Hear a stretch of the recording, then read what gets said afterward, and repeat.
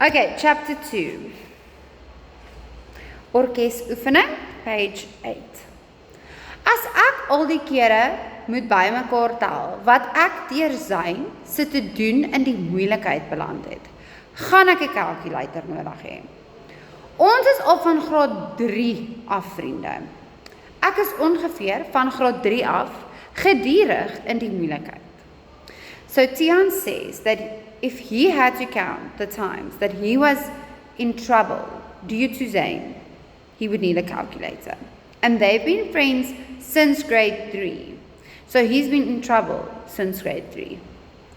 Ek het gehoop ons kry vir meneer Marx na skool alleen in sy klas, sodat hy ons kan uitvreet en strafwerk gee en klaar kry daarmee.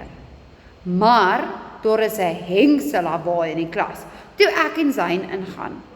'n Stuk of 20 gesigte kyk op ons toe binne inkom.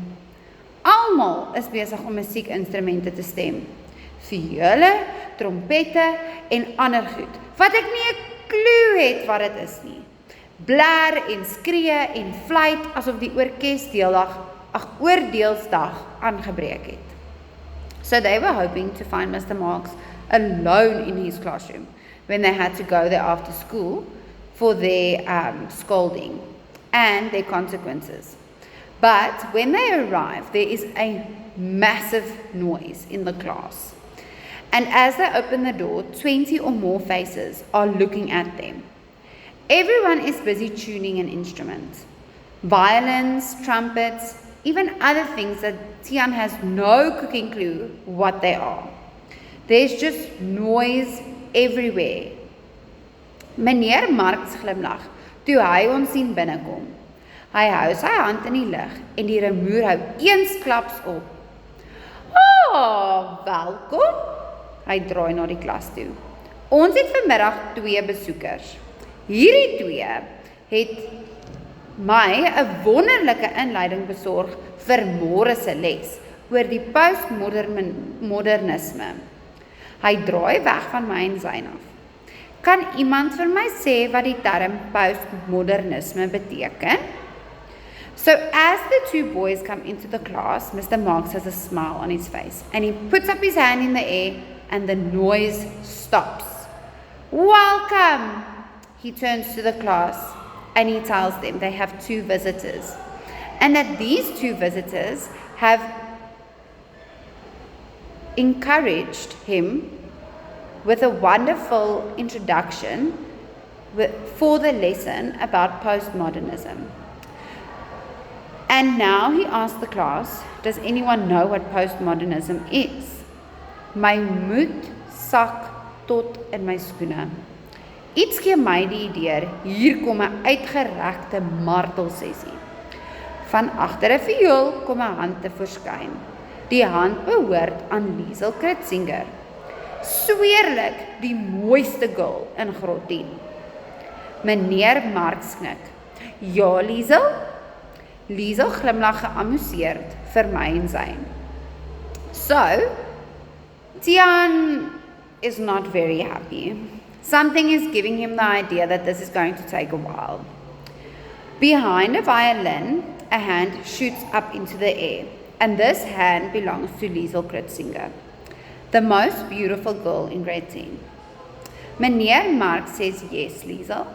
She smiles at Zayn and Tiaan, and you can see that she's amused.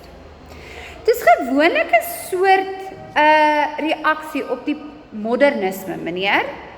Dit lewer met ander woorde kommentaar op ouer kuns. So it's a reaction on modernism, she says, and it delivers commentary on art that was made a long time ago. Ek het onthou om te sê sy is ook die slimste girl in die klas. So she's also the most cleverest, smartest girl in the classroom.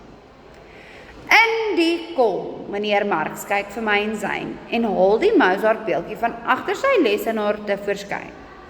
Almal lag toe hulle Mozart se kwaai gesig met sy rooi lipstick mond sien. So kan julle twee nou vir almal verduidelik hoekom dit 'n postmodernisme stelling is. So he says she's correct and she And Mr. Marks looks at Zane and Tian whilst he takes the statue with the lipstick out from behind his desk. Everyone laughs when they see the statue. So Mr. Marks asks them, can they explain why Mozart with the red lipstick is a statement of postmodernism? Ek hoor 'n gegiggel van die blaasinstrumente se kant af. Kom aan, wil hy ons nou vir die hele skoolorkes embarrass? Ek neem aan julle is nie aanhangers van klassieke musiek nie, sê meneer Marks. Nee, eintlik nie meneer, brom Zane. Weer 'n gelag. So Zane and Tian hear giggling from some of the instruments in the back. And they wonder, is Mr. Marks really going to embarrass them in front of the whole school orchestra? Mr. Mark asks them. He assumes, or I assume, you aren't fans of classical music. And Zane says, no, not really, sir. And the class laughs at them again. So Mr. Marks asks them, van wat se musiek hou julle?